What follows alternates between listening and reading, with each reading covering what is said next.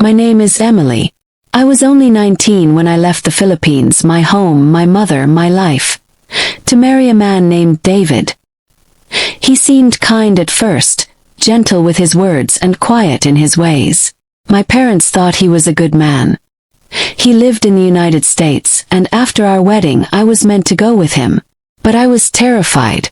I had never been far from home, never boarded a plane, never spoken English outside of schoolbooks. My heart felt like it was being torn apart. I cried for days before the flight. I didn't want to leave my family, especially my mother. She was everything to me, my strength, my warmth, my comfort. She made me laugh when I was broken, fed me when I couldn't eat, held me when the world felt cold. When the time came, I packed my few clothes and a couple of family photos. My mother gave me a silver bracelet, slipping it onto my wrist with shaking hands. "This is for you," she said softly, her eyes full of tears. "To remember me. Be strong, Anak." I hugged her like I was never going to let go. I cried so hard that I couldn't even speak. She cried with me. It felt like someone was pulling my heart straight out of my chest. The flight to New York was long and lonely. My eyes were red, my stomach twisted with fear. David didn't speak to me. He just looked out the window like I wasn't even there. I felt like I had already disappeared. When we landed, it was cold. Freezing, in fact. Snow fell like dust from the sky, delicate and quiet. I had never seen snow before. It was beautiful, but I couldn't enjoy it. I was too sad, too afraid. David's father picked us up from the airport. He didn't smile. He didn't say much either. His name was Mr. Collins. His wife, David said, had stayed home to cook. Their house in New Jersey was small and dark. Not dirty, just lifeless. I was shown to a room.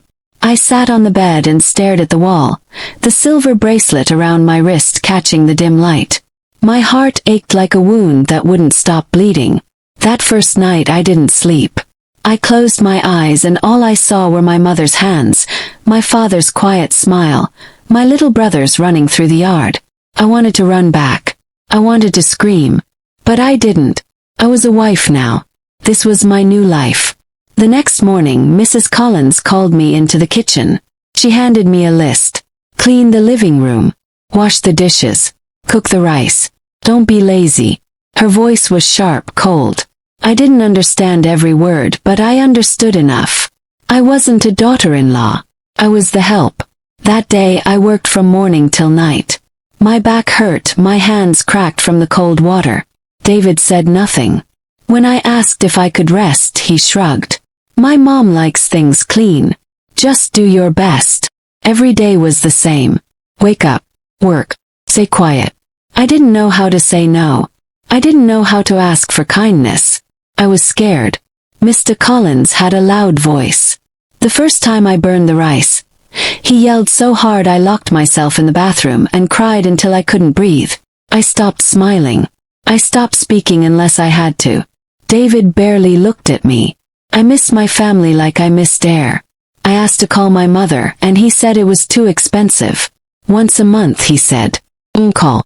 That one call became my only joy. I'd hear her voice and lie. "I'm fine, Mama. Everything's okay." But nothing was okay. Then I found out I was pregnant. I was terrified and hopeful. Maybe now things would change. Maybe David would soften. Maybe the family would love me. But Mrs. Collins just looked at me and said, "Work harder. A strong woman keeps working when she's pregnant." I worked until my feet swelled, my back screamed. When I threw up in the mornings, David just said, "Rest after you're done with your chores."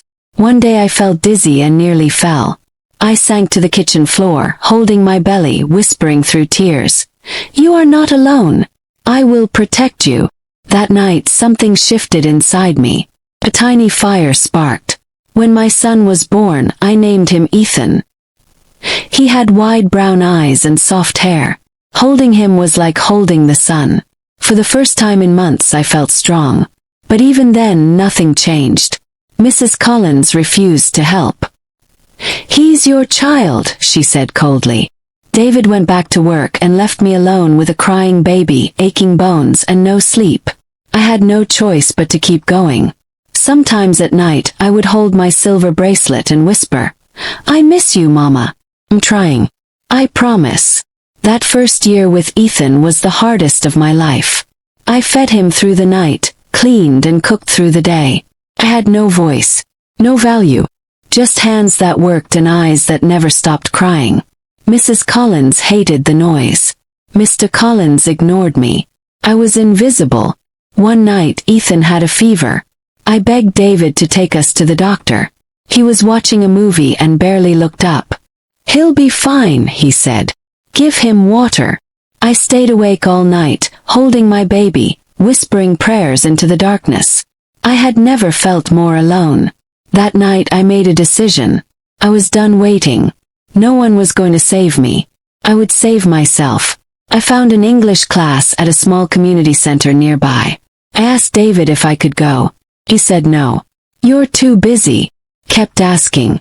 After a week he finally agreed 2 days a week. That was enough. I sat in a room full of women like me. From India, Egypt, Mexico. I was shy but I listened. I learned to say, "I need help.